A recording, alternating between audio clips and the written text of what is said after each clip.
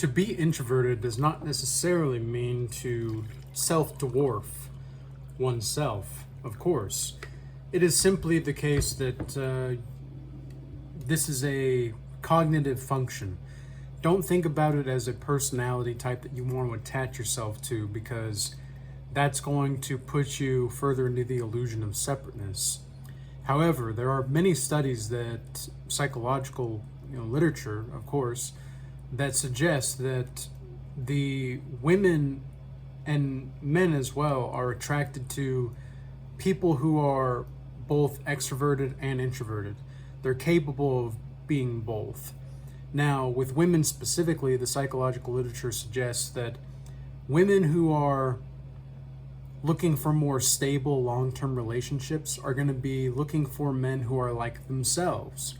They're going to be looking for men who are introverted usually and have a capacity for this reflective, calm communication. Now, women that are like this are few and far in between, of course, right? Naturally speaking, in our spirit of the time that we live in. Now, it's also important to note that there will be extroverted women who are attracted to the man who is introverted with a full sack.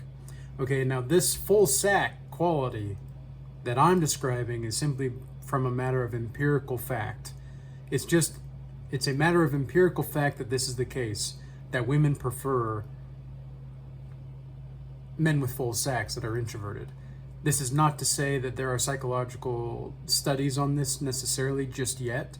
I'd actually really like to do a study with regard to the Regal Academy and how the intersexual dynamics play out and such like that. And people that are not in the Regal Academy could be a part of it, but I would prefer to have people who are in the Regal Academy that I have, where we actually get more communication.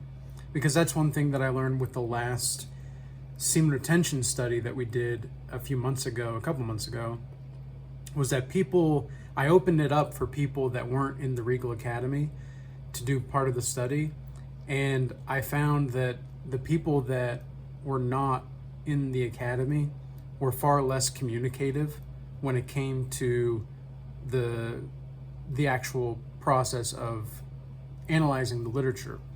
So, and the study that we did, and the case study was on the psychological benefits of semen retention and how that plays out. Now, women in general, I have seen a proliferation of attraction over the years. The more calm my nervous system, I call it the solar timeline interface for the Regal change old timers who are aware of the Regal timeline theory. The solar timeline interface, the more you calm that down and the more you just feel a less of a need to talk, for some reason women are attracted to that. Now, of course, there is a reason why. Again, it goes back to reflective listening, and it goes back to the capacity to be more present, whether it's with the family long term or whether it's with her, the ability to listen. These are all basic things. Now, you combine that with the power levels over 9,000 with a full sack, and you are the mother lode of danger for women. Now, of course, it's not just about like, oh, I can go a few days without retaining, so I must be like with retaining, so I must be like a full Sackian. No. This is a lifestyle change. It's a philosophy of no philosophy. And as long as you are captured by the edging of lust, you are not going to be predominantly capable of expanding your own consciousness.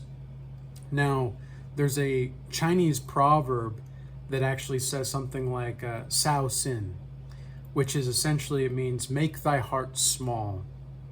Now, this make thy heart small, Nietzsche talked a lot about this in Beyond Good and Evil. Maybe not a lot, but he talked about it in Beyond Good and Evil. And he talked about how the people who want to make themselves small are usually the ones with slave morality.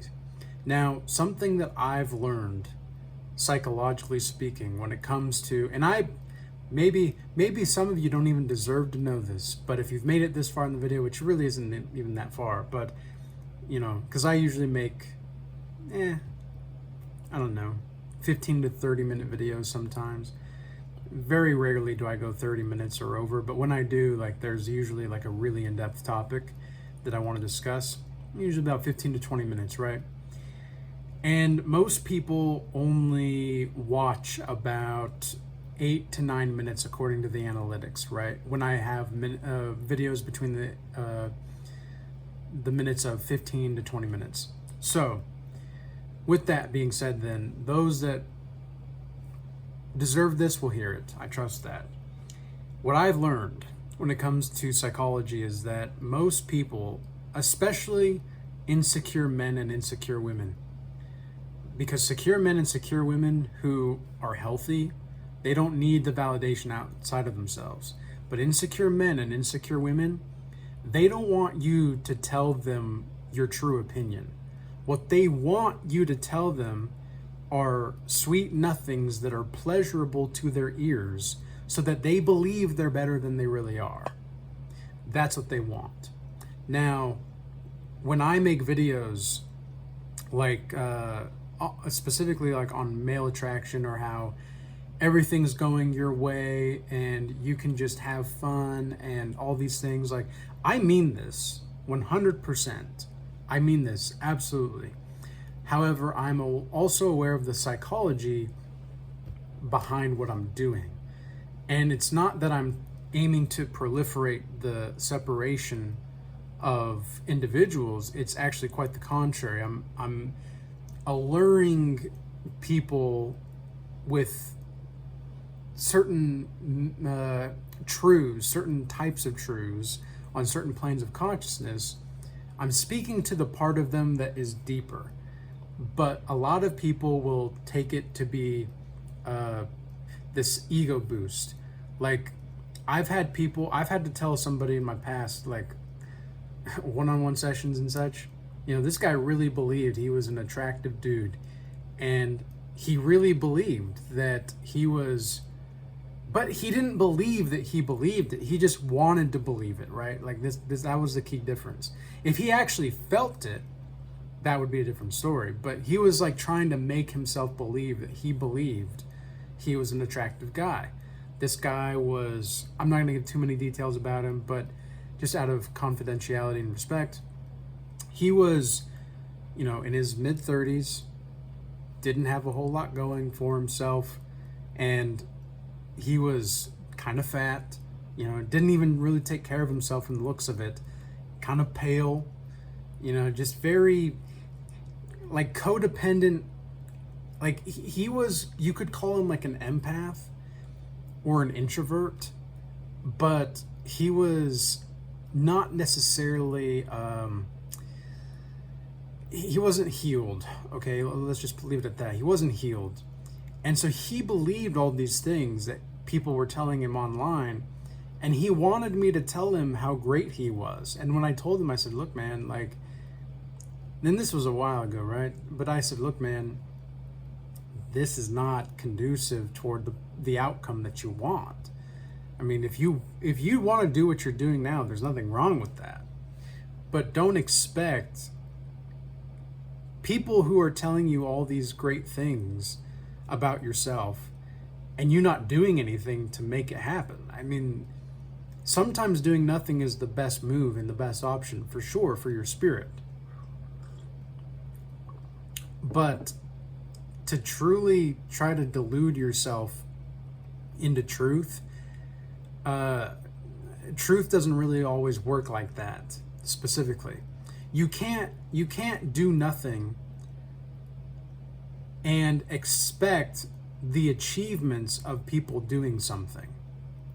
That's what I'm trying to get at here. I'm not saying doing nothing is wrong. I'm just saying that you can't do one thing expecting the results of something that you're not doing. It doesn't really work like that. You have to embody it. You have to embody the narrative structure. And so this is one thing that introverted men who are healthy do. They don't feel like they're very emotionally regulated. They know how to emotionally regulate themselves. The issue is that, not really the issue, but one thing that we can look out for is that women specifically will, if they are unhealthy, they will try to be attracted, well, they will be attracted to you no matter what, but they will try to make you their healer. Like, I've had a lot of women in the past where they feel like they can be healed around me. They don't really know why. They don't always really know how to explain it or articulate it, but that's what it is. And then they get what they can, they get the good feeling, and then they leave. That's it. Even women who are spiritual or supposedly healthy, who have done the inner work, these are women who proclaim that, oh, I'm healed. I did all my inner work, and then they'll take what they can and then leave without really giving something back. I mean, they say these things, right? Because they think that that's what they're supposed to do. And then they realize that, oh, they're going to actually have to pay a tax being in the relationship with vulnerability and honest expression. And they can't do it. They simply can't do it. But they're still attracted to you nonetheless because you make them feel good, especially when you've got a full sack, man. When you've got a full sack, you've got the vitality of a godlike master.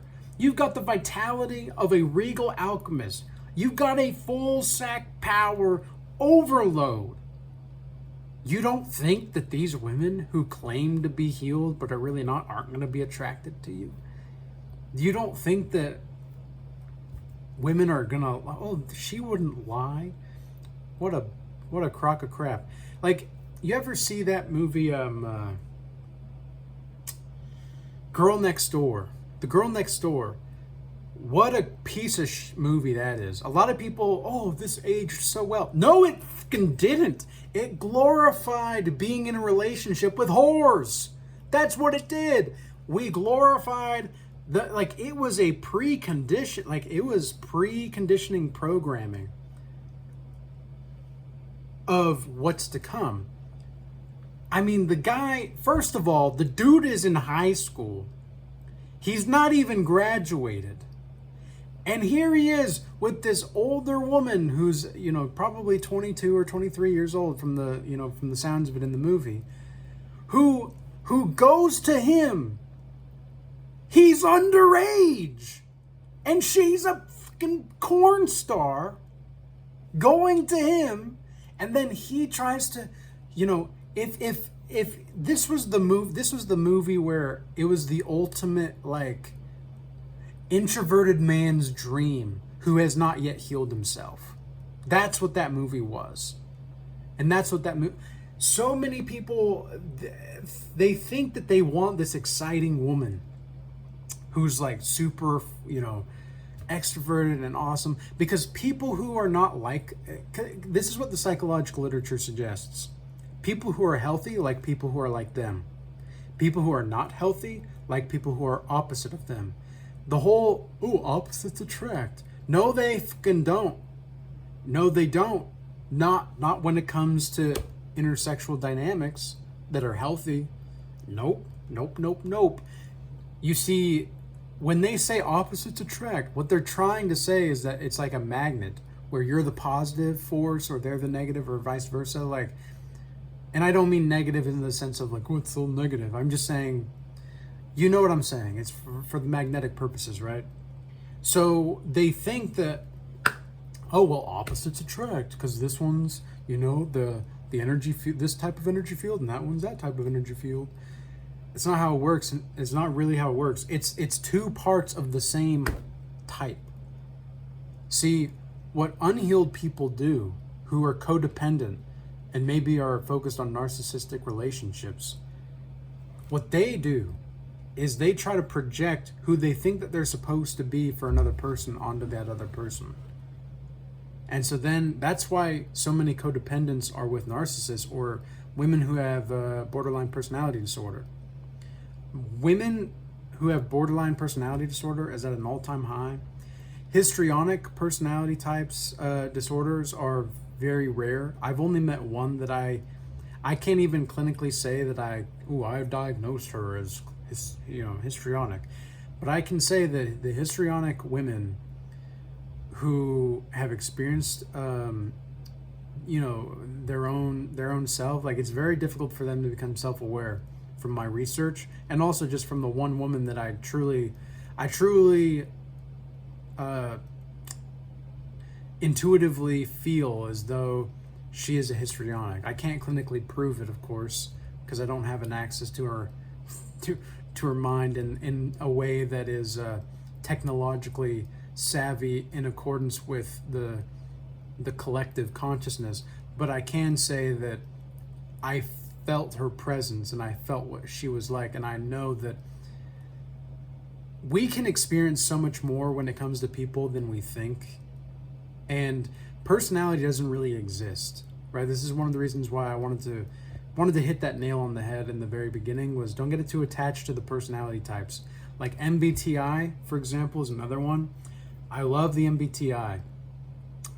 It's providing some great insights, but to be like clinging to, I am an ENFP, or I am an INTJ, or I'm an INFJ. I'm actually considered an INFJ according to the MBTI personality test. And I'm also a Cancer when it comes to astrological horoscopes. And I'm a rat when it comes to the Chinese horoscope. So all of these are just like, they're just pattern system recognitions, and I'm not attached. Like, I use them definitely for my own utility. Like, even in my Godlike Mastery offer, for example, in the Godlike Mastery offer, I've actually communicated with certain people where I didn't really know exactly how to help them in such a way for that situation that they wanted, unless I knew their astrological sign.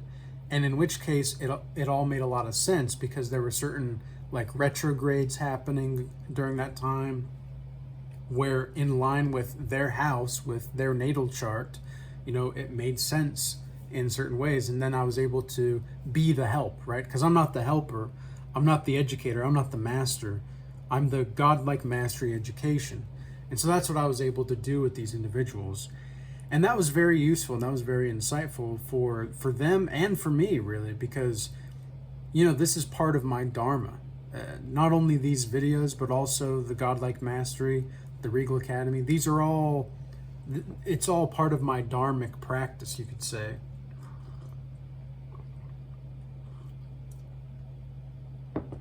It's my own coming to God, the soul of existence. But, nonetheless, women will be attracted to you. No, when you have a full sack, but if you're an introverted man with a full sack, like, a lot of people idealize the Sigma archetype, right? No, I'm not an alpha, I'm a Sigma. Dude, they're all just titles. Like, they're all just titles, man. Like, let it go. Let go of all these things. They're useful, and there's some utility. And it feels real. Right? Like, somebody messaged me on Instagram recently because I made a post about witches call it spells, Christians call it prayer, what, et cetera, et cetera. And, they said, oh, that's not quite how it is. And I said, look, like, we have to have separation. It's like, separation's a construct, man. It's the same type of thing with personality. Personality doesn't exist. Soul exists. Soul is. God is. Whatever you want to call it. Source is. Whatever that is. And a lot of people hear this and they'll say, oh, that's non-dualism. Like this person that messaged me on Instagram. And I was like, look, I'm not even preaching anything at this point. I'm just being the Godlike Mastery education. I'm not even trying to, I have to preach this certain way. I am the one that is preaching this thing. Who the fuck is I? Who is I? And the more you empty yourself, the more full you become. And a lot of people will not understand or understand what I'm saying, but that's okay. You know, again, if you're this far in the video, you deserve to hear this type of message because you're actually listening. So, because that's what I like to do. I like to kind of, again, bridge people for the people that are ready to receive this type of message, and they can read my energy, they can read my aura. And that's what women do really well. Even the ones that are not really healthy, women know how to read energy. They don't know how they do it all the time. The healthy ones know how they do it. The unhealthy ones don't. But that's something you have to be very mindful of. And, you know, these women out here, they're going to be attracted to you, especially when you've got a full sack, man. But you can't let the perception or the idea of that prohibit you from being who the soul of existence is yearning to express being through you. And that's the key indicator right there. So, with all that being said, I trust that this message was received by those ready to receive it. I trust that as you are prepared and ready for the Godlike Mastery initiation, you're going to take this and you're going to apply down in the link in the description box below, or you're going to join the Regal Academy, where we have classes that you can take at your own pace. We also have group calls every week, and then, you know, the academy itself.